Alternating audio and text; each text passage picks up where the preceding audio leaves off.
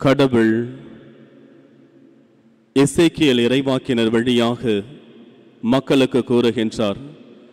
எசேக்கியேல் நூல் 33வது அதிகாரம் 11வது வசனத்திலே சொல்லுகின்றார், தீயவர்கள் சாக வேண்டும் என்பது எனது விருப்பம் அல்ல, மாறாக அத்தீயோர் தங்கள் வழிகளில் நின்று திரும்பி வாழ வேண்டும் என்பதே எனது விருப்பம் என்று கடவுள் தன்னுடைய விருப்பத்தை எசேக்கியேல் இறைவாக்கினர் வழியாக மக்களுக்கு எடுத்து கூறுகின்றார்.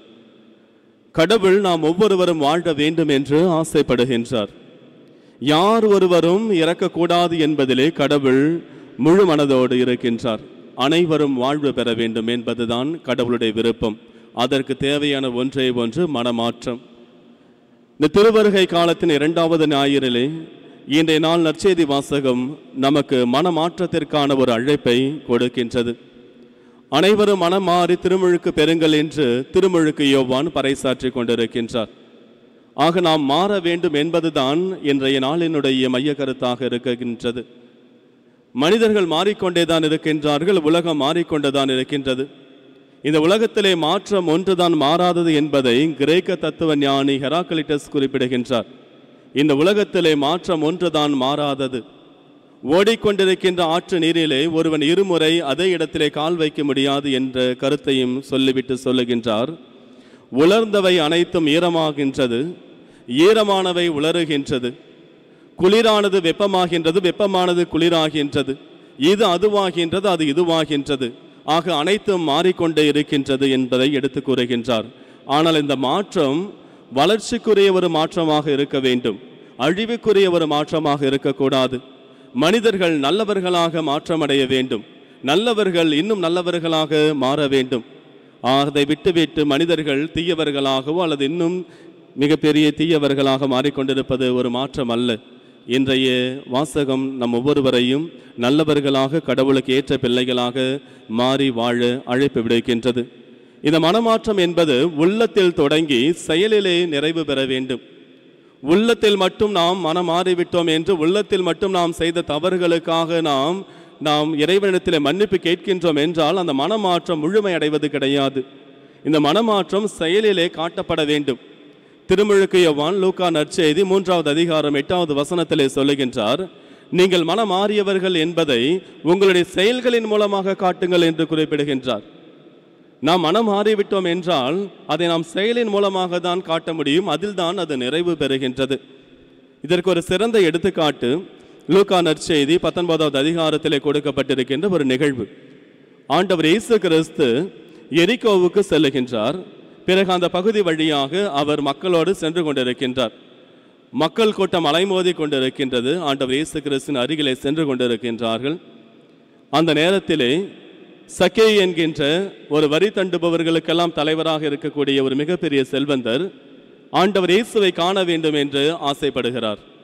ஆனால் அவரால் ஆண்டவர் இயேசுவை காண முடியவில்லை. காரணம் கூட்ட நெரிசல், அவரும் குள்ளமாக இருந்தார் என்று விவிலியம் நமக்கு எடுத்து கூறுகின்றது. உடனே சக்கேயு என்ன செய்கின்றார், ஆண்டவர் இயேசு கிறிஸ்து சென்று கொண்டிருக்கின்ற அந்த பாதையிலே அவருக்கு முன்பாக அவர் ஓடோடி செல்லுகிறார். சென்று ஒரு காட்டு அத்தி மரத்தினுடைய மரத்தில் ஏறி கிளைகளிலே அங்கே அமர்ந்து கொள்ளுகின்றார். ஆண்டவர் இயேசு இந்த வழியாக வருவார், வருகின்ற பொழுது நான் அவரை காண வேண்டும் என்பதற்காக என்று ஆண்டவர் இயேசுவை காண அந்த மரத்தினுடைய கிளைகளிலே ஏறி அமர்ந்து கொள்ளுகின்றார். பிறகு ஆண்டவர் இயேசு கிறிஸ்து அந்த வழியாக வருகின்றார்.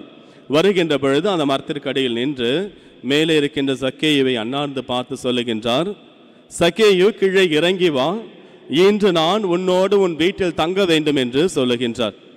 உடனே சக்கேயு ரொம்ப மகிழ்ச்சியாக, நான் ஆண்டவரை காண வேண்டும் என்று ஆசைப்பட்டேன், ஆனால் ஆண்டவர் இயேசு என்னை கண்டுகொண்டார், என்னை கண்டுகொண்டது மட்டுமல்லாமல் எனது இல்லத்திலே என்னோடு இன்று அவர் தங்க வேண்டும் என்று சொல்லுகிறார் என்ற அந்த ஆனந்தத்திலே கீழே இறங்கி வருகின்றார். உடனடியாக அந்த பகுதியில் இருந்த அந்த இடத்தில் இருந்த மக்கள் எல்லோரும் ஒரு விதமாக முணுமுணுக்குகிறார்கள். இந்த சக்கேயு ஒரு மிகப்பெரிய பாவி, இப்படிப்பட்ட இந்த பாவியோடு எவ்வாறு இந்த ஆண்டவர் இயேசு சென்று தங்கலாம், உணவருந்தலாம் என்ற ஒரு விதத்திலே முணுமுணுத்து கொண்டிருக்கின்றார்கள். இதையெல்லாம் பார்த்த சக்கேயு உடனே எழுந்து சொல்லுகின்றார். மக்கள் அனைவரும் முன்பாக அவர் சொல்லுகின்றார். என்ன சொல்லுகின்றார் என்றால், நான் என்னுடைய சொத்தில் பாதியை ஏழைகளுக்கு நான் கொடுத்து விடுகிறேன். அடுத்ததாக சொல்லுகின்றார், நான் யாரையாவது ஏமாற்றி ஏதாவது நான் பெற்றிருந்தால் அதை 4 மடங்காக நான் திருப்பி கொடுத்து விடுகிறேன் என்று வரி தண்டுபவர்களுக்கெல்லாம் தலைவராக இருக்கின்ற சக்கேயு சொல்லுகின்றார். அந்த காலகட்டத்திலே வரி தண்டுபவர் ஒருவர் என்றாலே பாவியாக கருதப்படுவார். இந்த வரி தண்டுபவர்கள் எல்லாரும் மிகப்பெரிய செல்வந்தர்களாக இருந்தார்கள். ஆனால் சக்கேயு இந்த வரி தண்டுபவர்களுக்கெல்லாம் தலைமை அதிகாரியாக இருக்கின்றார். இவர் சாதாரண வரி தண்டுபவர் அல்ல, தலைமை அதிகாரியாக இருக்கின்றார். எனவேதான் இவர் பாவி என்று அனைவரும் முணுமுணுக்கிறார்கள். ஆனால் இவ்வாறு அவர் அந்த இடத்திலே சொல்லுகின்றார். இவ்வாறு அந்த சக்கேயு சொல்லி முடித்த உடனேயே ஆண்டவர் இயேசு கிறிஸ்து இந்த கூட்டத்தில் இருந்த அனைவரையும் பார்த்துவிட்டு சக்கேயையும் பார்த்துவிட்டு சொல்லுகிறார், சக்கேயு, இன்று மீட்பு உம்முடைய இல்லத்திற்கு வந்துள்ளது என்று குறிப்பிடுகின்றார். இன்றே நீ மீட்பை பெற்றுவிட்டாய் என்பதை ஆண்டவர் இயேசு கிறிஸ்து அங்கே ஆணித்தரமாக சொல்லுகின்றார். இயேசுவில் பிரியமான சகோதர சகோதரிகளே, மனமாற்றம் என்பது செயலிலே தான் வடிவம் பெற வேண்டும், செயலில் தான் முழுமை பெற வேண்டும்.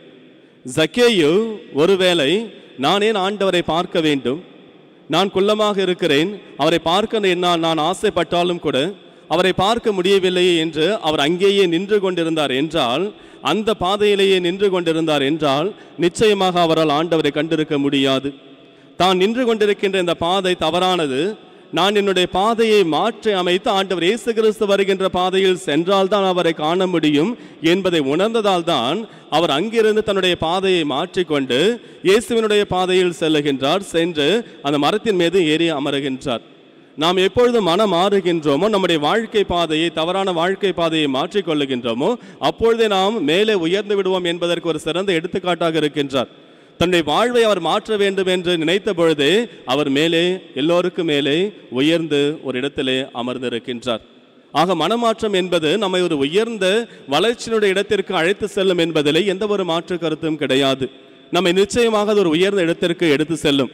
அவ்வாறு நாம் செல்லுகின்ற பொழுது ஆண்டவர் இயேசு கிறிஸ்து கடவுள் நம்மை கண்ணோக்குவார். கடவுள் நம்மை மீண்டும் ஏற்றுக்கொள்வார். நம்முடைய வாழ்விற்கு தேவையான அனைத்து ஆசீர்வாதங்களையும் அளிப்பார். நம்மை மீண்டும் அவருடைய பிள்ளைகளாக ஏற்றுக்கொள்வார். ஆக மனமாற்றம் என்பது நம்முடைய வாழ்விலே நாம் ஒரு வளர்ச்சியான பாதைக்கும் ஒரு நல்ல இடத்திற்கும் செல்வதற்கு நமக்கு முதலில் அது ஒரு உறுதுணையாக இருக்கின்றது. பல நேரத்தில் நாம் நினைத்து கொண்டிருக்கின்றோம், நான் பாவம் செய்து கொண்டிருக்கின்றேன், மனமாறாமல் என்னுடைய அந்த பழைய வாழ்க்கையை நான் வாழ்ந்து கொண்டிருக்கின்றேன், என்ன நிகழப்போகின்றது என்பது என்கின்ற கருத்துக்கள் எல்லாம் நம்முடைய உள்ளத்தில் எழுந்து கொண்டிருக்கலாம். நான் எவ்வளவு தவறு செய்தாலும் என்னதான் செய்தாலும் என்னுடைய வாழ்க்கை சென்று கொண்டு தானே இருக்கின்றது, நான் என்ன செய்ய போகிறேன், நான் ஏன் எனது வாழ்க்கையை மாற்றிக்கொள்ள வேண்டும் என்ற கருத்துக்கள் நம்முடைய உள்ளத்தில் எழலாம். அதற்கு புனித பேதுரு மிக அழகான விளக்கத்தை ஒன்றை கொடுக்கின்றார்.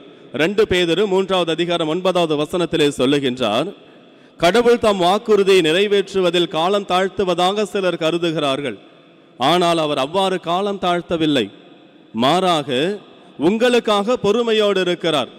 யாரும் அழிந்து போகாமல் அனைவரும் மனம் மாறி வாழ்வு பெற வேண்டும் என்பதற்காக என்று கடவுள் பொறுமையோடு காத்து கொண்டிருக்கின்றார் என்பதை புனித பேதுரு மிக அழகாக சொல்லுகின்றார்.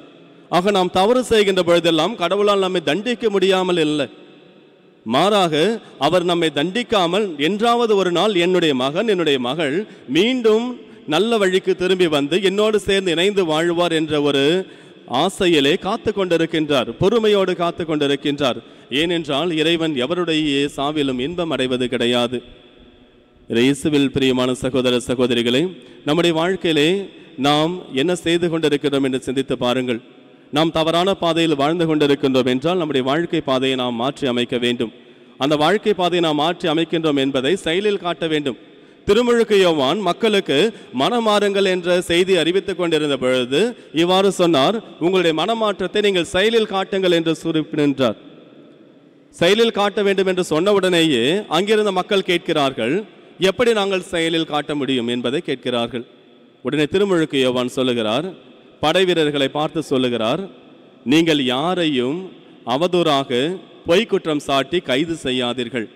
படை வீரர்களிடத்திலே சொல்லுகிறார், நீங்கள் யாரிடமும் காசு வாங்கி கொண்டு ஏழை எளிய மக்களை துன்புறுத்தி கைது செய்யாதீர்கள் என்று குறிப்பிடுகின்றார்.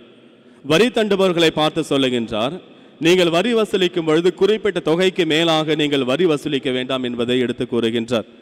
இவ்வாறு தந்தந்த பணியில் இருக்கின்றவர்கள், அந்தந்த இடத்தில் இருக்கின்றவர்கள் அவரவர்களுடைய பொறுப்புகளை சரியாக செய்வதுதான் நம்முடைய வாழ்க்கையிலே நாம் செய்ய வேண்டியது. அதுதான் ஒரு முழுமையான மனமாற்றம்.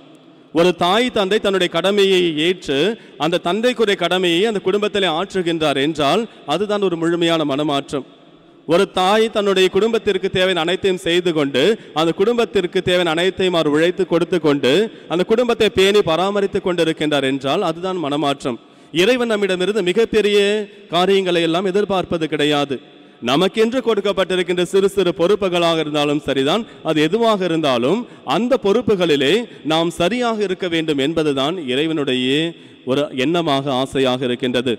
இறைவன் நம்மை ஒரு சாதாரண ஒரு நல்ல மனிதர்களாக வாழ ஆசைப்படுகின்றார். மிகப்பெரிய வித்தியாசமான செயல்களை எல்லாம் செய்து கொண்டு வாழ இறைவன் ஆசைப்படுவதல்ல. மாறாக நமக்கென்று கொடுக்கப்பட்ட பொறுப்புகளை நாம் சரியாக செய்கின்றோம் என்றால் நாம் சரியான பாதையில் சென்று கொண்டிருக்கின்றோம். அப்படி செல்லவில்லை என்றால் நம்முடைய பாதையை நாம் மாற்றி அமைக்க வேண்டும். எசேக்கியேல் இறைவாக்கினர் 19வது அதிகாரம் 32வது வசனத்தின் வழியாக இறைவன் சொல்லுகின்ற வார்த்தைகள், எவருடைய சாவிலும் நான் இன்பம் காண்பது கிடையாது, ஆனால் அனைவரும் மனமாறி வாழ்வு பெற வேண்டும் என்பது எனது விருப்பம் என்று சொல்லுகின்றார். ஆக நாம் மனமாறியவர்களாக வாழ்வோம். அந்த மனமாற்றத்திற்கு தேவையான ஆசீர்வாதங்களையும் அருளையும் இத்திருப்பலிலே வேண்டி நாம் ஜெபிப்போம். இறைவன் மனமாறி நல்லவர்களாக வாழ்ந்து மீட்பை பெறுவதற்கு தேவையான அனைத்து ஆசீர்வாதங்களையும் நமக்கு இத்திருப்பலின் வழியாக அருள்வார். ஆமீன்.